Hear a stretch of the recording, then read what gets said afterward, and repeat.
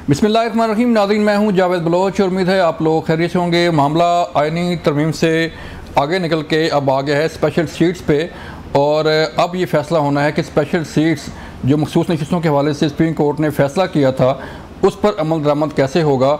और supreme court ने जो इबहम था इलेक्शन कमीशन का वो भी दूर कर दिया था और ये कहा था कि इस फैसले पर जो फ़ैसला किया गया है उस पर अमल दरामद किया जाए। हुकूमत के पास आपके इल्म में है कि 2/3 मेजॉरिटी नहीं है आइनी तरमीम के लिए, लेकिन आज स्पीकर कौमी असम्बली एयाज सादिक साहब ने ख़त लिखा है चीफ इलेक्शन कमिश्नर को, जिसमें उन्होंने कहा है कि जो इलेक्शन एक्ट है, तरमीमी इलेक्शन एक्ट, वो नाफिज़ अमल हो चुका है, कानून बन चुका है और अब सुप्रीम कोर्ट का फ़ैसला स्पेशल सीट्स के हवाले से उसका इतलाक़ नहीं होता।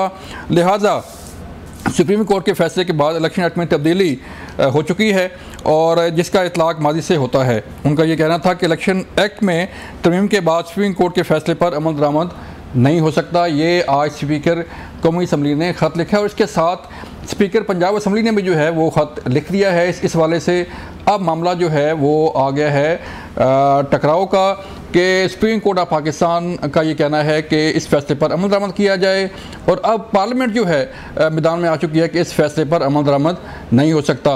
अगर इस फैसले पर, जैसे कि स्पीकर कौमी असम्बली ने ख़त लिखा है, इलेक्शन कमीशन इस फैसले पर अमल दरामद करता है और स्पेशल सीट्स का मामला जैसे पहले था वैसे होता है, तो फिर हुकूमत के पास 2/3 मेजॉरिटी आ जाएगी और ये जो आइनी तरमीमी का पैकेज है ये बड़ी बासानी जो है इससे जो है वो हुकूमत निपट लेगी और ये आइनी तरमीम का पैकेज आराम से पास हो सकता है। इस पर आज बात करने जा रहे हैं कि मामला जाएगा किस तरफ, टकराव होगा तो क्या फिर पार्लियामेंट पर कोई कार्रवाई हो सकती है, पार्लियामेंट के ख़िलाफ़, स्पीकर के ख़िलाफ़ या इलेक्शन कमीशन के ख़िलाफ़ क्या कार्रवाई हो सकती है अगर सुप्रीम कोर्ट के फैसले पर अमल दरामद नहीं हुआ। हमारे साथ आज मौजूद होंगे शाहिद खटक साहब, तहरीक इंसाफ के रहनुमा, उनसे बात करेंगे। कादर मंदोखेल साहब पीपल पार्टी से हमें ज्वाइन कर चुके हैं, आप सबका शुक्रिया। नशीम इफ्तिखार साहब मुस्लिम लीग नून से हमें ज्वाइन करेंगी। कादर भाई, मैं आपकी तरफ आता हूँ, आप चूँकि कानूनदान भी हैं और इन चीज़ों पे जो है वो आपकी मुझे राय चाहिए होगी कि अभी जो स्पीकर कौमी असम्बली ने ख़त लिखा है और ये कहा है कि इलेक्शन एक्ट में जो तरमीमी एक्ट था वो नाफिज़ुल अमल है, सुप्रीम कोर्ट के फैसले पर अमल दरामद नहीं हो सकता, तो अब सूरत सर क्या बनेगी फिर? मेरे ख्याल में इलेक्शन कमीशन को ये सहूलत तो हासिल हो गई है कि अब अगर contempt of court supreme court जा रही है तो वो सिर्फ इलेक्शन कमीशन नहीं बल्कि स्पीकर के खिलाफ भी होगा।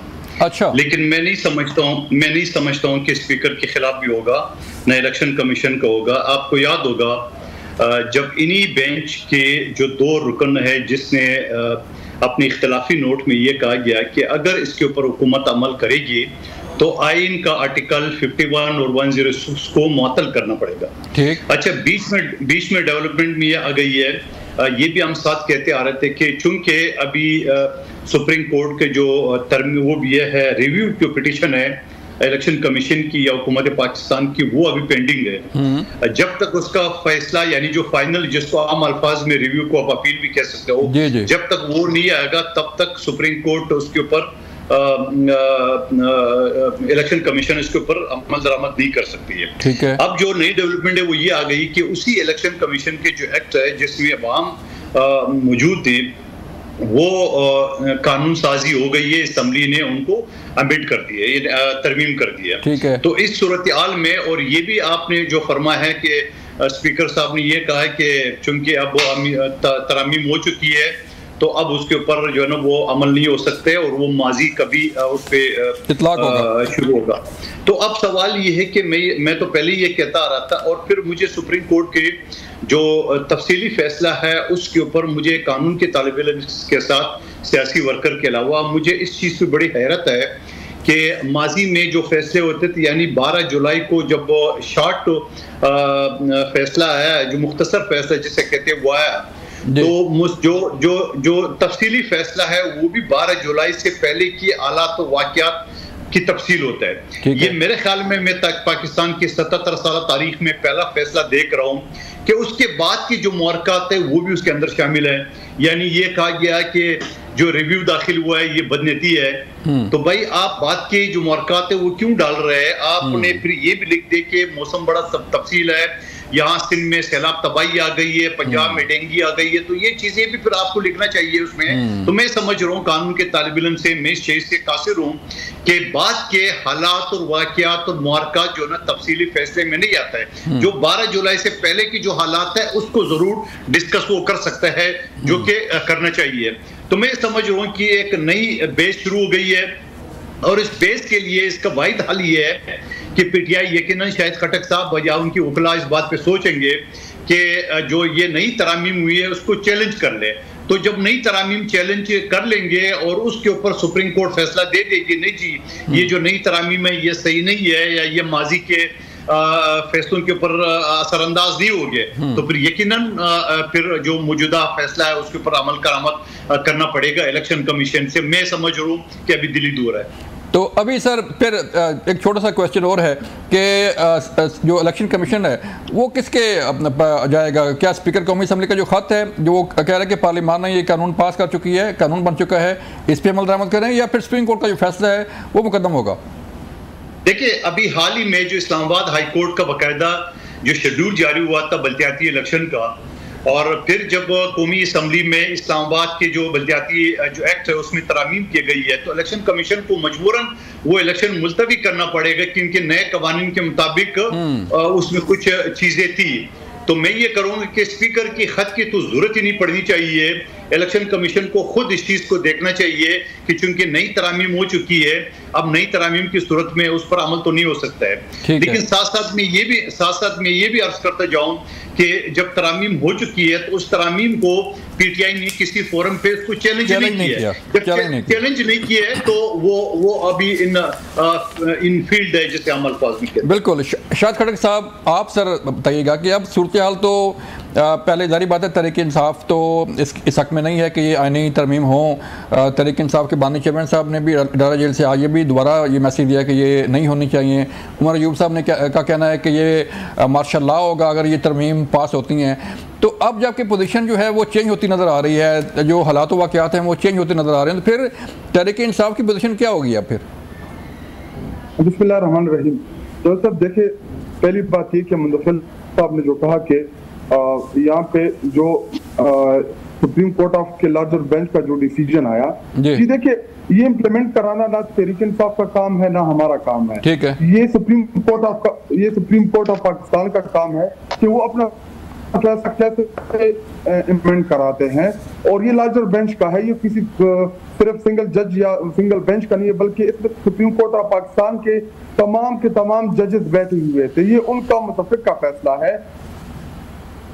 ठीक है, तो ये इंशाल्लाह सुप्रीम कोर्ट नंबर 2, ये पहली दफा नहीं है कि ये सुप्रीम कोर्ट ऑफ पाकिस्तान का फैसला नहीं मान रहे हैं। इससे पहले सुप्रीम कोर्ट ऑफ पाकिस्तान ने फैसला किया कि 90 दिन में इंतखाबात कराएं, तो इन्होंने वो नहीं कराए। उस टाइम जो थे वो उस टाइम के चीफ जस्टिस बंदियाल साहब को इन्होंने वहां पे तकारीर कराई कौमी असम्बली में, और मौजूदा चीफ जस्टिस को ये लेके गए। तो अभी क्या करेंगे? उस टाइम तो अगर जो बंदियाल साहब थे चीफ जस्टिस, उनके फैसले ये नहीं मान रहे थे, तो इसका मतलब ये हो कि अब काजी फाइज एशिया के भी फैसले नहीं मानेंगे।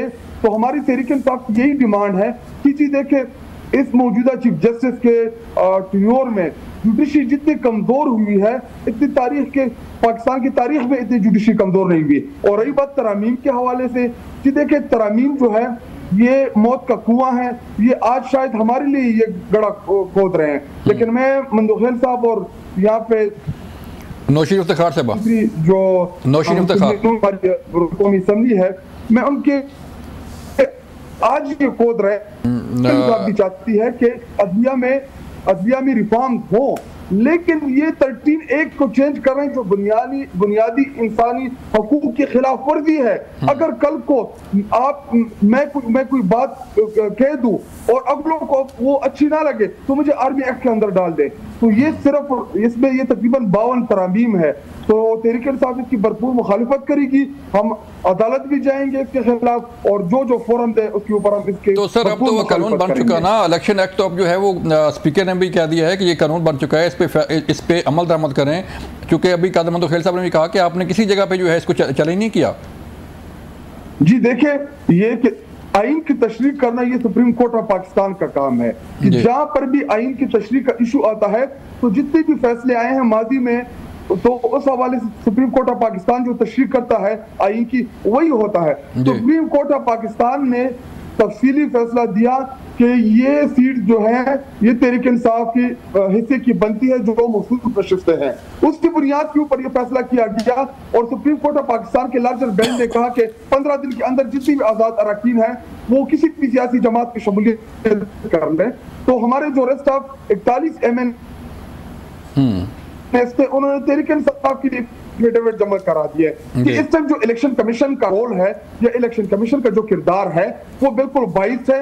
होना ये चाहिए था कि विद इन 15 डेज जो सुप्रीम कोर्ट ऑफ के पाकिस्तान के अहकामात थे ये नोटिफाई करते उन तमाम मेंबरान को जिन्होंने एफिडेविट जमा किया था कि हम तहरीक इंसाफ का हिस्सा है। तो ये चाहते हैं कि इदारों की लड़ाई हो, इदारे आपस में लड़े। मुस्लिम लीग नून और इनके इत्तेहादी और हुकूमत का ये माजी में भी यही रहा है कि हमेशा से इदारों के साथ लड़ते रहे। तो अगर आप सुप्रीम कोर्ट ऑफ पाकिस्तान के फैसलों को ना माने, आप उसको इम्प्लीमेंट ना कराएं, तो फिर तो ये मुल्क बनाना रिपब्लिक बन गया जिस मुल्क में ना आईन चले, ना कानून चले, ना सुप्रीम कोर्ट ऑफ पाकिस्तान के फैसले को ही माने, तो फिर तो ये बनाना रिपब्लिक हो गया। तो फिर ये सुप्रीम कोर्ट की बिल्डिंग की जरूरत क्या है? फिर जो हम इतने अवाम के टैक्स का पैसा लगा रहे हैं सुप्रीम कोर्ट ऑफ पाकिस्तान, चलें ये तो फैसला ये नहीं लगाना चाहिए। ये तो फैसला हो गया ना सर। जी आप कंप्लीट करें, बोलें। जी देखिए, ईवान बिल्कुल सुप्रीम भी है और कानून साज इदारा भी है, वही से कवानीन बनते हैं। लेकिन ये अमन पसंद तरामीम करा रहे हैं। एक तरफ जी सुप्रीम कोर्ट का फैसला आ गया, उसके बाद इन्होंने एक्ट में तरमीम की कि जी ये मखसूस नशिस्तों के हवाले से।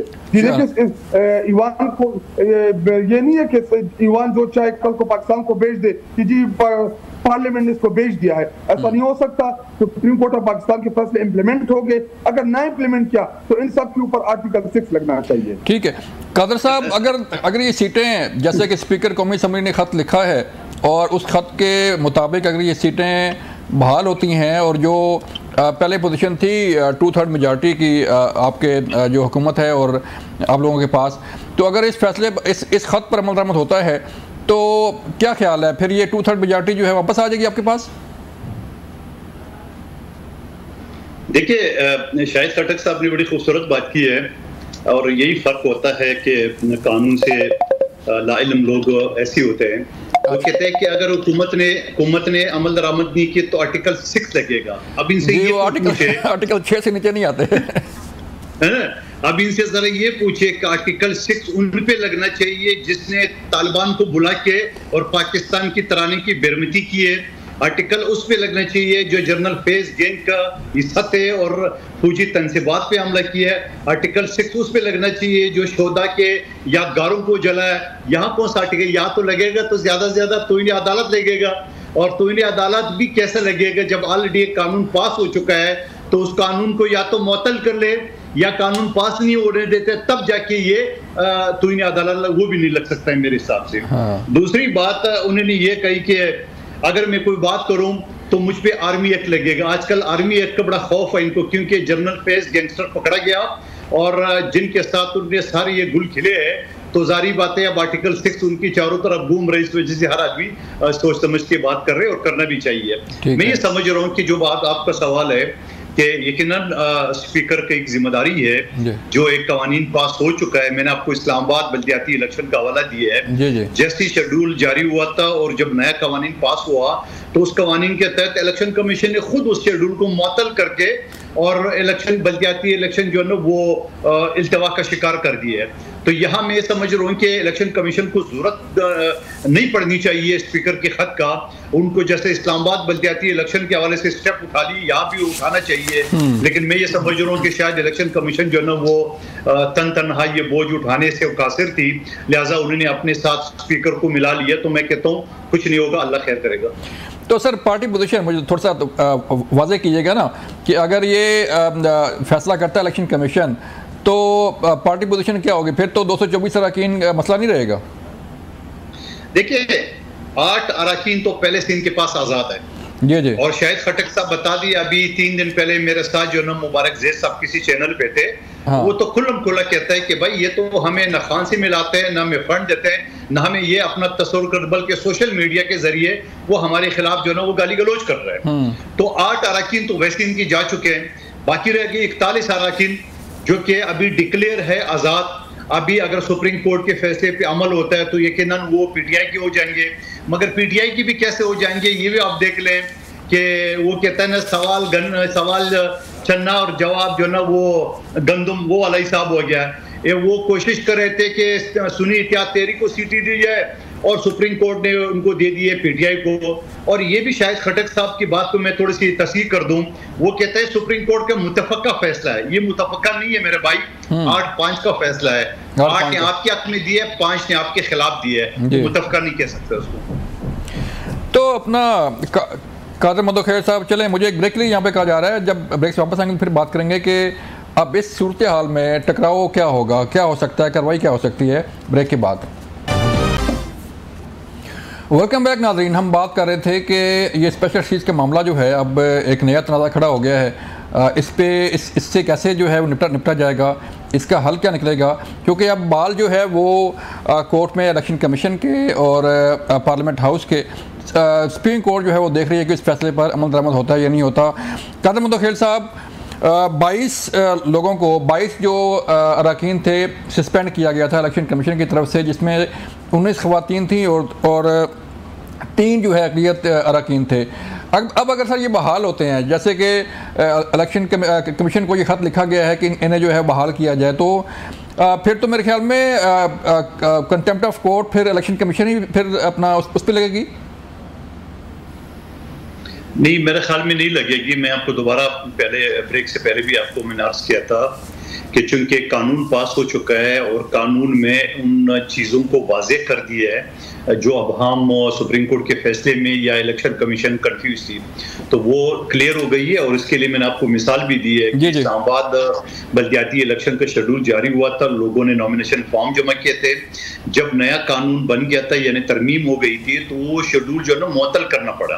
तो इस वजह से और फिर ये जो फैसले के ऊपर आप खुद स्पीकर ने उसको वाज़ेह कर दिया है, और स्पीकर चूंकि एक कस्टोडियन ऑफ द हाउस होता है और असम्बली के अंदर जो नुमाइंदे होते हैं वो पूरे पाकिस्तान के होते हैं, तो मैं ये समझ रहा हूँ कि कस्टोडियन ऑफ द हाउस के खिलाफ कंटेम्प्ट ऑफ कोर्ट इस तरह नहीं हो सकती है कि वो कानून और आइन की बात करे और आइन पास कर इसी असम्बली नहीं किए।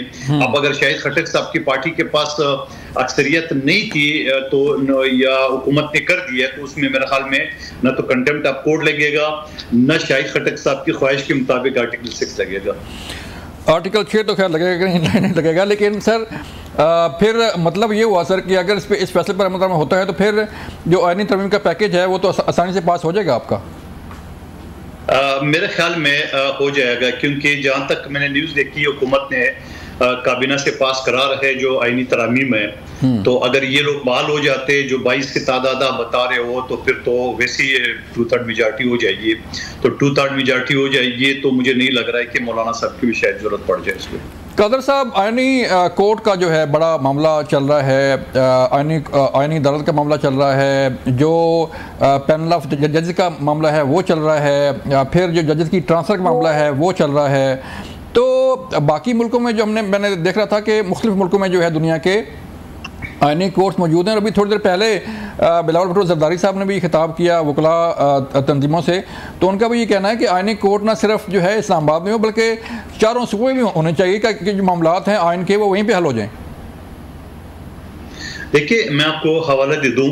एक तो ये इसी आईनी कोर्ट का जो मुसवदा कहो या मिसाक की जमहूरियत कहो, जहां बीबी शहीद और नवाज शरीफ साहब के पास सामने इनिशियल स्टेज पे दस्तखत हुए थे, वहां इमरान खान साहब और मौलाना साहब के दस्तखत भी मौजूद है। और उन्हीं मिसाक की जमहूरियत पे आईनी कोर्ट का यानी कॉन्स्टिट्यूशन जो अदालतें हैं वो मौजूद है।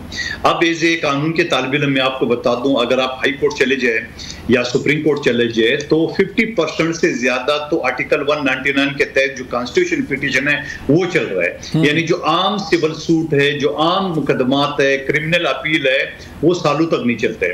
और इस तरह लगभग 20 लाख केसेस चल रहे हैं और सिर्फ सुप्रीम कोर्ट में 60,000 के लगभग मुकदमात पेंडिंग है और सुप्रीम कोर्ट है कि वो जाके इमरान खान साहब को वीडियो लिंक के जरिए केस लड़वाते हैं और सारा का सारा बेंच जो है ना वो इन्हीं मुकदमात यानी आईनी मुकदमात के ऊपर अपने आप को सर्व करती है और फिर मजबूरी में आर्टिकल 182 के तहत उनको रिटायर्ड जजेस जिनकी उम्र 70-71 साल है उनको अपॉइंट करती है। तो उस हवाले से भी मेरा पहले दिन से ये मुतालबा था, बल्कि जब मैं असम्बली का मेंबर था पिछले टेनोर में, मैंने ये बिल भी पेश किया था कि सुप्रीम कोर्ट के और हाई कोर्ट के जजेस की तादाद बढ़ाई जाए। वो कि आर्टिकल 177 में ये लिखा गया है कि कोई वकील जिसकी एक्सपीरियंस 15 साल हो या जो जज हाई कोर्ट का 5 साल की एक्सपीरियंस हो उसको सुप्रीम कोर्ट का जज बनाया जा सकता है, बजाय उसको लेने की आर्टिकल 182 के तहत रिटायर्ड जज जो 65 साल की उम्र में रिटायर्ड हुआ है फिर 3 साल के अंदर उसको लेने का ये हो गया 68 साल और 1-2 साल जो उसको हिडाक पे लेते ये होता है 70 साल। तो हमारा ये कहना था कि मेरा जाती ये ख्याल है कि अगर बजाय ये कि आप 70 साल के आप रिटायर्ड जजों को लेने के बजाय इन्हीं जजेस की उम्र आप 3-3 साल बढ़ा दी, यानी हाई कोर्ट में 62 से 65 कर दे और सुप्रीम कोर्ट को 65 से 68 करे, तो आइंदा 3 साल तक आपको मजीद जजेस को हेड ऑफ पे या आपको कमी की जरूरत नहीं पड़ेगी। नंबर 1 बात। दूसरी बात ये, जब आप आईनी अदालतें बनाएंगे तो आपका ये बिल्कुल जो सियासी केसेस आईनी अदालतें ये अलग हो जाएंगे और जो बाकी जो आम लोग जो अपने घर बार सब बेच के हम जैसे वकीलों को फीस देते हैं और मुकदमा का इंतजार करते हैं और वकील आगे से बेबस होता है कि भाई अब टाइम नहीं है, बेंच नहीं है, तो ये इसी वजह से सालों तक केस चल रहा है। मैं आपको 1000 मिसाल दे सकता हूँ। एक बच्ची जब एक दिन की बदल गई अस्पताल में यहाँ बासी शेख कराची में और 23 साल केस चला। 23 साल बाद केस में जब मैं 3 महीने पहले आया था तो जज साहबा लेडी थे, उसने कहा मंदोखेज साहब बच्ची चूंकि 18 साल से बड़ी होगी मैं आपके क्लाइंट के हवाले नहीं कर सकती हूँ क्योंकि उनकी एज बढ़ गई। इसी तरह एक शख्स जिसका मुकदमा 28 साल तक नहीं चला था, पहली मरतबा मैंने अदालत में पेश कराया और फिर वो 38 साल बाद उसको मैंने बरी कराया। तो आप मुझे बताओ ये हाल है और इन्हीं वजह से पाकिस्तान की जुडिशल सिस्टम दुनिया में 141 नंबर पे। तो क्या आईनी अदालतें नहीं काफी, क्या नहीं होना चाहिए? कौन पाकिस्तान में ऐसा आदमी जिसकी मुखालफत करेगा? ठीक है कल साहब हमें ज्वाइन किया है बैरिस्टर जहांगीर जदून साहब ने, उनसे भी ज़रा लीगल एक्सपर्ट लेते हैं कि राय जो उनकी देते हैं कि जो मामला जहांगीर साहब आपके सामने है कि ख़त जो है वो आ गया स्पीकर कौमी असम्बली का इलेक्शन कमीशन के पास और एक तरफ जो है सुप्रीम कोर्ट का फैसला है और दूसरी तरफ ये ख़त है, तो ये मामला सर कहाँ जाएगा? क्या इस पर अमल दरामद हो सकता है इस ख़त पे? नहीं, देखें खत तो वो एक की बजाय 2 भी लिख सकते हैं, कोई पाबंदी नहीं है खत। उसके अंदर आप न केस बिल्टअप करें जी कि ये अभी हमारे पास नई एविडेंस है, ये पुरानी है, तो एक्ट तो उस वक्त मौजूद था जिसका सुप्रीम कोर्ट ने जजमेंट दी है। ठीक है, तो अगर आपके पास कोई ऐसा मटेरियल जो उस वक्त मौजूद नहीं था अभी है आपके पास, या उस वक्त मौजूद था आप प्रोड्यूस नहीं कर सके उसी वजह से, तो आप जाके रिव्यू करें, रिव्यू किया हुआ है, रिव्यू में आप आर्गूमेंट करें। अदरवाइज अगर जजमेंट सस्पेंड नहीं होती है, इस पर अमल दरामद रोक नहीं सकती सुप्रीम कोर्ट, उस वक्त तक आपको जजमेंट हर सूरत में इम्प्लीमेंट करनी पड़ेगी। और सुप्रीम कोर्ट बार कह चुकी है कि ये आइन कह रहा है, सुप्रीम कोर्ट ने कह रही है कि जजमेंट आपको इम्प्लीमेंट करनी पड़ेगी। अगर इलेक्शन कमीशन कहता है, वो इलेक्शन कमीशन देखे ना, हर बंदे को अगर आप हर इदारे को ये इख्तियार देंगे कि वो डिसाइड करे कि जजमेंट ठीक है या गलत है, तो फिर तो अदालती निजाम जो है तहस नहस हो जाएगा। फिर तो आपने डिसाइड करना है कि जी ये जजमेंट ये तो गलत थी, मेरा केस तो ठीक था, मैं नहीं इसको इम्प्लीमेंट कर रहा। इस तरह निजाम नहीं चल सकता। आपको आइन और कानून के मुताबिक चलना पड़ेगा। जो जजमेंट आ गई है अगर आपके खिलाफ भी है, आप उससे एग्री नहीं है, तो उसके लिए कोई लीगल रेमेडी अडॉप्ट करें। उसमें आप ये नहीं कह सकते कि मैं इसको इम्प्लीमेंट नहीं करता। देखिए ना, एक बंदे को डेथ सेंटेंस होती है तो वो आगे हाई कोर्ट में चला जाता है, अगर सेशन कोर्ट करती है, हाई कोर्ट से आगे सुप्रीम कोर्ट में चला जाता है। तो इस मैं ये नहीं कह सकता कि जी अब मैंने मर्डर नहीं किया, डेथ सेंटेंस मुझे क्यों दे दी है, तो उसके पास लीगल रेमेडी है। अब आप इनकार नहीं कर सकते कि मैं जजमेंट इंप्लीमेंट नहीं करता। आप इंप्लीमेंट करें, जजमेंट रिवर्स हो जाएगी तो काम सारा खत्म हो जाएगा। लेकिन जदून साहब जो स्पीकर ने खत लिखा है उसमें उन्होंने वाज़ेह लिखा है कि इलेक्शन एक्ट में तरमीम के बाद सुप्रीम कोर्ट के फैसले पर अमल दरामद नहीं हो सकता। तो फिर क्या तो या तो कार्रवाई होगी इलेक्शन कमीशन के खिलाफ या फिर कार्रवाई हो सकती है स्पीकर कौमी असम्बली के खिलाफ? नहीं, स्पीकर के खिलाफ कोई कार्रवाई नहीं हो सकती। स्पीकर ने तो खत लिखती है, ये एक्ट आ गया, अब इसको इंटरप्रेट करना है सुप्रीम कोर्ट ने कि अगर एक केस सुप्रीम कोर्ट सुन रही है और वो फंडामेंटल राइट्स का इशू है और मतलब एक बहुत बड़ा जो एक पार्टी है उसने जितने 1 करोड़ या 1.5 करोड़ वोट लिया है उसका इशू है, तो उसमें आप एक एक्ट पास करते हैं। इसीलिए तो देखो ना, आज पार्लियामेंट पे तरह तरह के सवाल जवाब उठ रहे हैं कि ये जिस वक्त चाहे आप अभी आज आपने सुना होगा कि प्रैक्टिस एंड प्रोसीजर एक्ट को जो ये कहते हैं ये फिर तरमीम कर रहे हैं। जी। तो ये पार्लियामेंट जो है ना अपनी खुद मुख्तारी को इस्टेब्लिश करने में मेरे ख्याल में नाकाम हो चुकी है।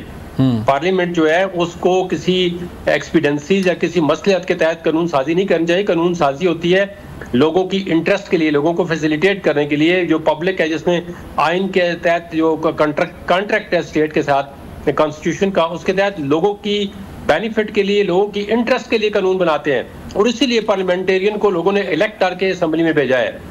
ये किसी एक मखसूस तबके के लिए कि पार्टी के लिए कोई कानून या आइन के अंदर तरमीम नहीं हो सकती। ये ओवरऑल अवाम के लिए तरमीम होती है, अवाम के लिए कानून बनाए जाते हैं। तो आज तो अवाम जो है, कोई एक अदारा मुझे बताएं जिसमें अवाम को कोई सहूलत हो, एक अदारा के नाम लें जिसमें अवाम को सहूलत हो। सर अवाम के लिए कानून, जहांगीर भाई आवाम के लिए कानून बनता है ना। देखें ना कि अब 60,000 से ज़ायद केसेस जो है पेंडिंग है सुप्रीम कोर्ट में। अभी कादर मंदोखेल साहब जो है वो खुद मिसाल दे रहे थे, अपनी मिसाल दे रहे थे कि कितने साल बाद जो है ये फैसला हुआ और फिर वो बच्ची जो है उसका मामला जो है आगे चला। आप खुद लायर हैं, आपके खुद क्लाइंट जो है वो फेस कर रहे होंगे। तो अगर ये आईनी कोर्ट बनती है जदून साहब, तो फिर जारी बात है जो सुप्रीम कोर्ट पर बर्डन है या हाई कोर्ट पर बर्डन है उस पर कमी आएगी ना सर? ये देखें, आईनी कोर्ट बनने में कोई किसी को एतराज नहीं है, लेकिन आप उसकी टाइमिंग देखें। आप फिर देखें ना, सुप्रीम कोर्ट के अंदर अगर 60,000 केस पेंडिंग है तो नीचे डिस्ट्रिक्ट कोर्ट में कितने आए? 2,20,00,000 26 के 22 लाख केस ओवरऑल 20 लाख से ज़्यादा पेंडिंग है। जी जी हाँ, तो उसमें फिर नीचे जो है हाई कोर्ट आप कितनी और बनाना चाहते हैं, आप फिर डिस्ट्रिक्ट कोर्ट आप और कितनी बनाना चाहते हैं? आप आज दिन तक किसी इस बात पे, ये जो गवर्नमेंट है या गवर्नमेंट के इदारे हैं, सबसे बड़े जो केसेस की वजूहात है ये क्या है, ये इनसे पूछें जो भी आपका मिनिस्टर आता है या पॉलिटिशियन आते हैं कि केस बनते क्यों है भाई, क्यों केस की तादाद ज्यादा हो रही है? कि रूल ऑफ लॉ नहीं है, आपके पास गवर्नेंस का सिस्टम नहीं है, आप गवर्न नहीं करते, आप लोग करप्शन के अंदर इन्वॉल्व है हर दारा। आप इस्लामाबाद की मैं मिसाल दूं, आपके अंदर इस्लामाबाद हाई कोर्ट के अंदर 40 से लेकर 50% केसेस जो है सिर्फ सीडीए के हैं। ठीक है, क्या अदालतों ने कहा है कि सीडीए में काम ठीक ना करो, हमारे पास सुबह उठेंगे 10-10, 15-15 केस एक दिन में लेके आओ? अदालतों ने इनको कहा है, क्योंकि चेयरमैन हमेशा पॉलिटिकल कंसिडरेशन पे लगता है। चेयरमैन को जो इंटीरियर मिनिस्टर आता है अपनी मर्जी का चेयरमैन लेके आता है, उससे अपनी मर्जी के काम करवाता है। तो ये देखे ना, दायरे जब तक आप ठीक नहीं करोगे, अदालतें बनाने से मसले हल नहीं होते। मैं आपको आज मैं लिख के देता हूँ, आपकी टीवी चैनल पे पब्लिक सुन रही है, ये एक नहीं 2 आईनी कोर्ट बना रहे हैं, उसके अंदर इतनी पेंडेंसी जाएगी कि आप सोच ही नहीं सकते। ठीक ठीक, शायद साहब 2 मंथ आप देख लें, इतनी पेंडेंसी उसके अंदर जाएगी, आप 60,000 को भूल जाएंगे।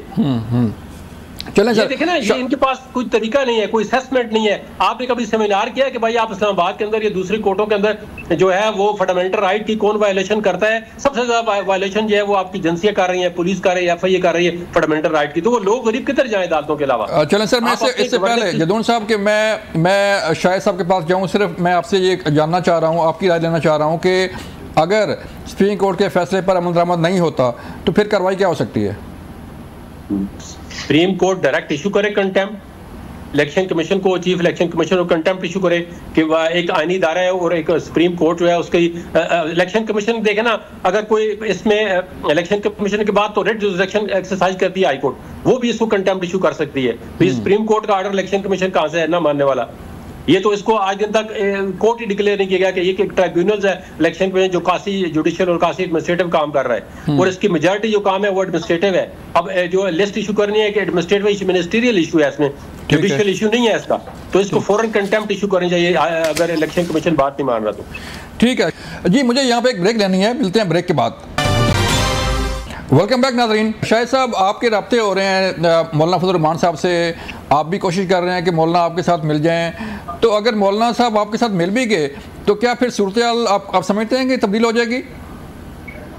शुक्र है, मैं आपको याद था कि हमें समझा भूल गया प्रोग्राम। नहीं सॉरी, मैं आपके पास आना था लेकिन आपके साथ सोलो प्रोग्राम रख दिया करे, क्योंकि वो तकरीबन सारा काम आप उनको ही दे रहे हैं। उन्होंने इतनी सीरियस लिगेशन लगा दी और मैं आपका साथ दे रहे हैं ना, जद्दून साहब आपका साथ दे रहे हैं ना, आपको क्यों नहीं कर रहे? जद्दून साहब वो लीगल पॉइंट पे बात कर रहे हैं। बलोच साहब के एक तो ये कि मंदोखेल ने कहा कि जी ये लोग डर रहे हैं आर्मी एक्ट से या इन चीजों से, और ये जनरल फैज का इन्होंने हवाला दिया। जी देखिए, इनका जो लीडर था, अल्लाह उनको मग़फ़िरत नसीब करे, वो अयूब खान के कैबिनेट में रहा। तो अगर बात ये यहाँ से शुरू करेंगे तो इनकी आप तारीख उठा के देख ले, इनकी पार्टी की, ये हमेशा से ये बैठे रहे और लेटे रहे, और ये आज हमें आके जनरल फैज के ताने देते हैं। जी देखिए, जनरल फैज के साथ जो भी कानूनी कार्रवाई उनके खिलाफ होगी वो फौज जाने तो उनका इंटरनल मामलात जाने ना। तहरीक इंसाफ का जनरल फैज के साथ कोई DGI वो जब इमरान खान साहब प्राइम मिनिस्टर थे वो DGI थे। जनरल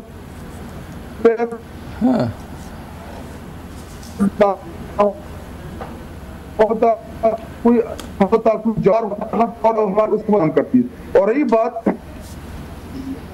ऐसा करे कि मंजूर साहब से ये कंफर्म करा दे मुझे कि ये तरामीम है क्या, इनका मुसविदा किधर है। वो मुसविदा जो है हमारे साथ शेयर कर ले एज अपोजिशन पार्टी, हमें पढ़ने दे, हम भी पढ़ लें, अपने अराकीन को भी दे दे, हुकूमती अराकीन को भी दे दे, ताकि कौम को पता तो चले कि मुसविदे में है क्या। अगर ये मुसविदा वाकई अवाम की उसके लिए है कि पब्लिक इंटरेस्ट में है तो फिर ये पब्लिक क्यों नहीं करते, मीडिया के साथ क्यों नहीं शेयर करते। इनका लीडर जो है वो जब ज्यादा पानी आता है, बारिश होता है तो ज्यादा पानी आता है, वो कहते हैं कि कच्चे का मुसविदा, ये कच्चा मुसविदा है। मुसविदा भी कोई कच्चा होता है, एक उधर कच्चे के डाकू हैं उनके सिंध में और एक मुसविदा कच्चा है। जी देखे, ये मुसविदा शेयर करें अवाम के साथ, पार्लियामान के साथ, ताकि हमें पता तो चले कि इसमें है क्या। इनको खुद नहीं पता और ये पास करा रहे हैं और जी कह रहे हैं कि जी हम आईनी अदालतें बना रहे हैं, हम ये कर रहे हैं, हम वो कर रहे हैं। इनको खुद नहीं पता इस मुसविदे का, ये जहां से ला रहे हैं, इनको इनको जहां से ये नहीं। अब तो ये मंदिर यहाँ पर आ चुका है सर, ड्राफ्ट सामने आ चुके हैं, सामने लेके हुई है आज। अब तो ड्राफ्ट सामने आ चुका है शायद साहब जी। वो तो बिलावल ने कहा कि जी कच्चा है। अच्छा, वो कच्चा है। चले पक्का पूछते हैं, पक्का पूछते हैं कादर साहब, पक्का ड्राफ्ट कब आएगा सर? देखिए, पहले तो मुझे एक बात बड़ी हैरत हो रही है, जहांगीर जदून साहब मुस्लिम लीग नून को एज एडवोकेट जनरल इस्लामाबाद जो है वो रिप्रेजेंट कर रहा था, वो लगता है आजकल नाराज है उससे। चलो कोई बात नहीं है, उनके अपने व्यूज हैं। नहीं, ये मेरी पर्सनल बात है ना, आप करें, मैं नाराज नहीं हूँ। मैं देखो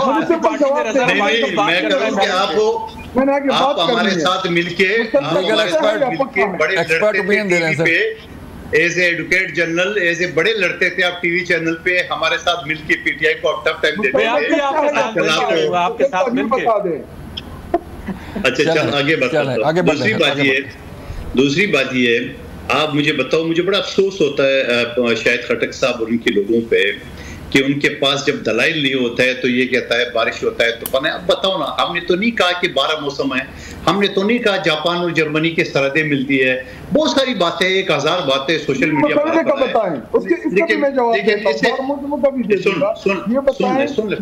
कच्चा है या पक्का है। अच्छा मुझे एक बात, क्या चीज है? वो कह रहे हैं कि मसौदा कच्चा है या पक्का है। उनका मसौदा जो आप है ये कच्चा है या पक्का है। देखिए, आप रुकने पार्लियामेंट हो, आपको अच्छी तरह याद है, आपको अच्छी तरह पता भी है कि जो मसौदा फाइनल होता है तो वो पहले काबीना से अप्रूव होता है और उसके बाद असेंबली में पेश होता है। आपके दौर में मुझे रात के 12 बजे इन तरमीम को पेश करने की क्या जरूरत थी? 11 बजे दिन को इजलास बुलाया गया, हमें 12 बजे जो है आप जवाब दे, रात को 12 बजे वही ना, वो कह रहे हैं कि 3 चल रहे हैं ना एजेंडा, तो हमें रूटीन में लॉजिक में मिल जाता है। खटक साहब एज ए पार्लियामेंट का मेंबर जो ना गुफ्तगू कर लें, ये गली माली वाली गुफ्तगू नहीं है। 12 बजे अगर हुआ है तो बता दो ना, अगर आप कह रहे फलाने बोला हो गए, हो नहीं सकता है जब तक वो काबीना से तादाद नहीं की पूरी आपकी तादाद काबीना उधर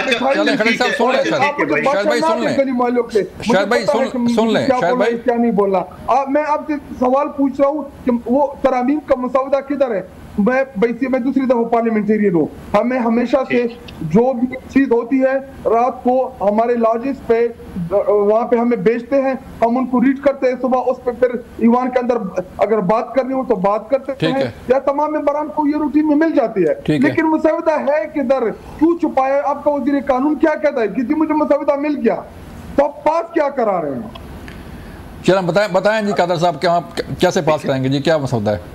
देखिए, पहली बात तो ये है कि मैं जब नया मैंने बना था और एज ए कानून के तालिब इल्म जब मैं असेंबली में बैठा तो तराना हो गया, सब कुछ हो गया। उसके बाद वो जो असेंबली के जो स्टाफ है वो जाके वो बिल देते थे। मैंने सवाल उठाया, मैंने असद कैसर साहब से बात की एज ए स्पीकर, मैंने कहा सर ये बताए कि ये जो चीजें हैं आप 2 मिनट पहले देते हो, कम से कम वो 1 दिन पहले जो आपका नोटिस आता है सुबह के लिए जो शेड्यूल आता है उसके साथ भेजा करे ताकि हम पढ़ तो ले कि यही रूल्स है, और फिर 34 बिल आधे घंटे के अंदर आपके जो डिप्टी स्पीकर है उसने पास किए। क्या आपको याद नहीं है? और आज आप कहते हैं हमें मसूदा को पढ़ने के लिए क्यों नहीं? आपको शाहिद साहब मैं जवाब दे दूं तो नहीं। दूसरी बात ये, आपको जब हमने फाइनल नहीं किया है और आप खुद बता रहे कच्चा मसूदा है, जब कच्चा मसूदा है तो अब ये पक्का हो जाए तो फिर पहले काबीना से पास हो जाए, फिर असेंबली के फ्लोर पे दे देंगे आपको भी कॉपी। लेकिन सवाल ये है, आप मुझे एक बात बता दे, मैं दावे के साथ कहता हूं कि अगर उसी आईनी तरमीम में एक लफ्ज ये भी आ जाए कि पाकिस्तान बहुत ही खूबसूरत मुल्क है, तो आपका जवाब क्या होगा? नहीं जी, पहले खान को रिहा करो तब हम उसके ऊपर वोटिंग करेंगे। अभी आपका अली अहमद खान साहब ने कल परसों कहा कि भाई जब हुकूमत ने या बिलावल साहब ने बात की हम पीटीआई से बात करेंगे, तो कह रहे नहीं पहले खान को रिहा करो। आपने तो पूरा पाकिस्तान सर पे उठा के रखा है। आप तो तौबा नज़ुबिल्लाह ये कि तो खान है तो पाकिस्तान है, नहीं तो कुछ नहीं है। तो आप तो रह नहीं रहे, आप तो असेंबली के फ्लोर तक इंतजार कर रहे हैं जब टेबल पे आपके पास आ जाएगा फिर आप अपने व्यूज दे दे। आप जब हमने खुद फाइनल नहीं किया तो आपको कहां से थे? नंबर एक बात।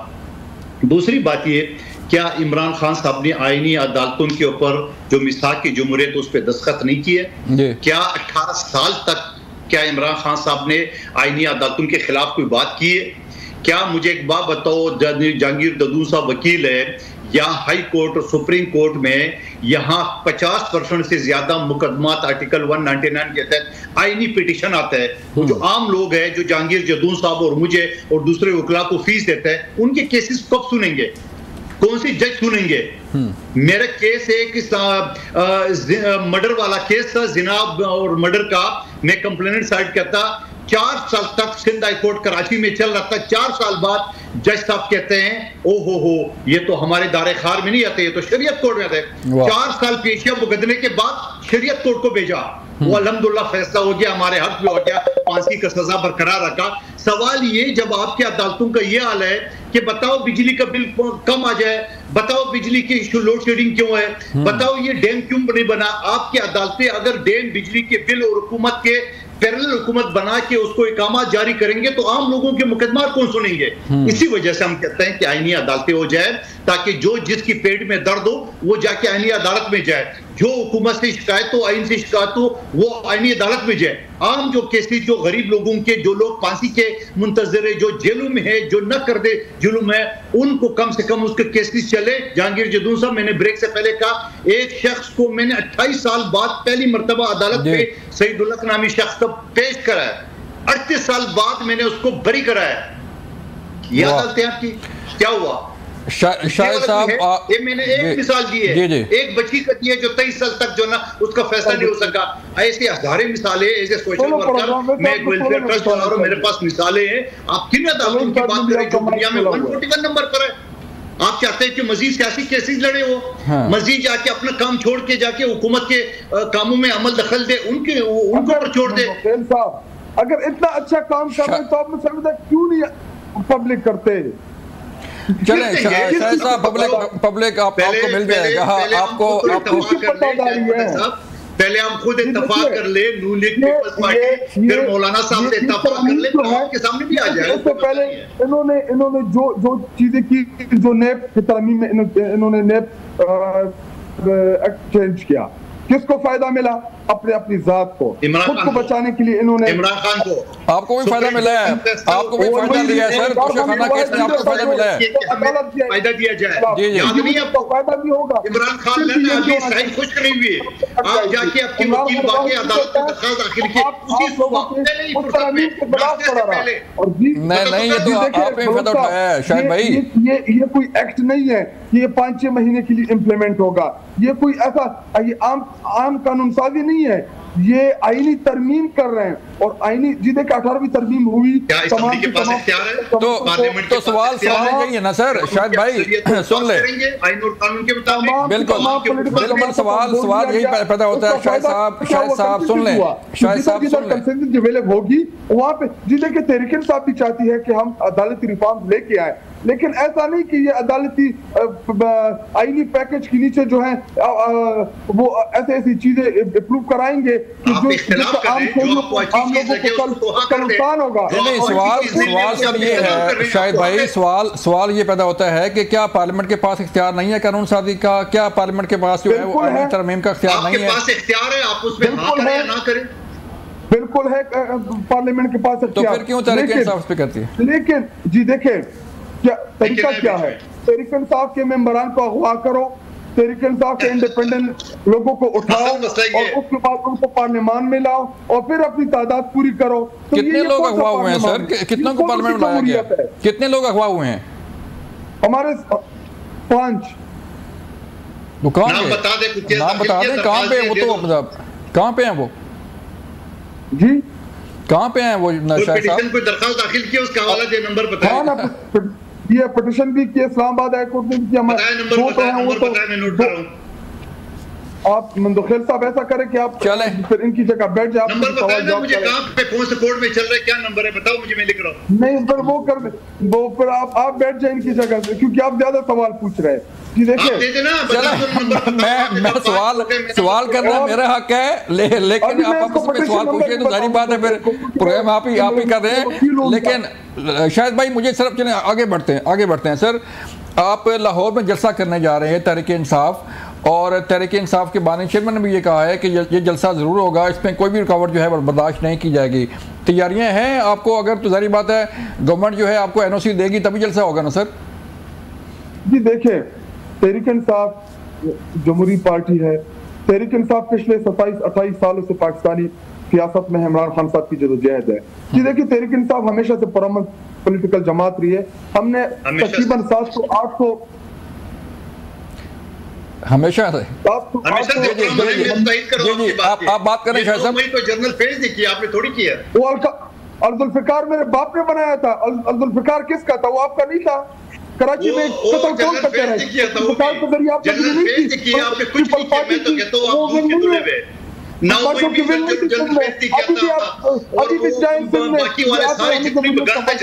आपस में बात ना करें, मैं मुझसे बात कंप्लीट करने दे, वरना प्रोग्राम नहीं होगा। फिर आप जी आप करें मैं भी इसी तरह जी शायद साहब करें आप।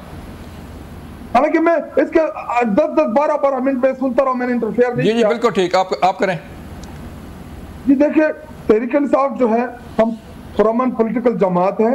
हमने इस्लामाबाद में जलसा किया, एक गमला नहीं टूटा। हम गए, हमने अपने वहाँ पे गैदरिंग की, वहाँ पे हमने तकारीर की और उसके बाद जलसा खत्म हो गया। हालांकि इंतजामिया की जानिब से हमारे जलसे के ऊपर शेलिंग की गई।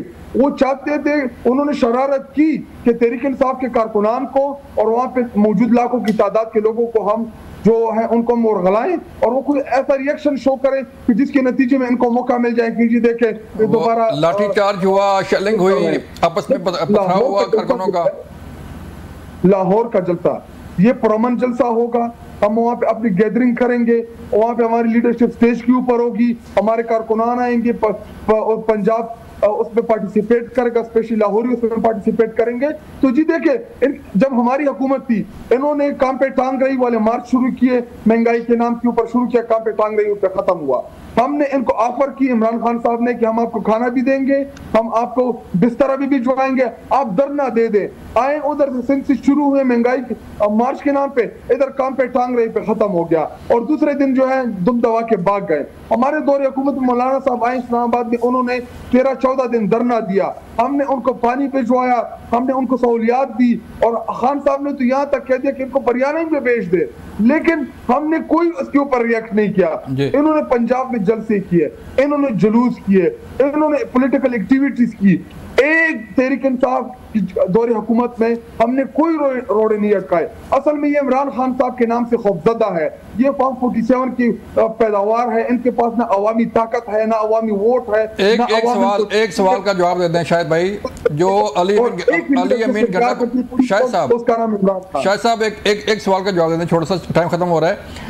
जो अली अमीन गंडापुर साहब ने फरमाया था कि मैं विद इन 15 डेज 15 दिनों के अंदर अंदर जो है वो तहरीक इंसाफ के बानी चेयरमैन साहब को रिहा करवाऊंगा, टाइम खत्म हो गया सर।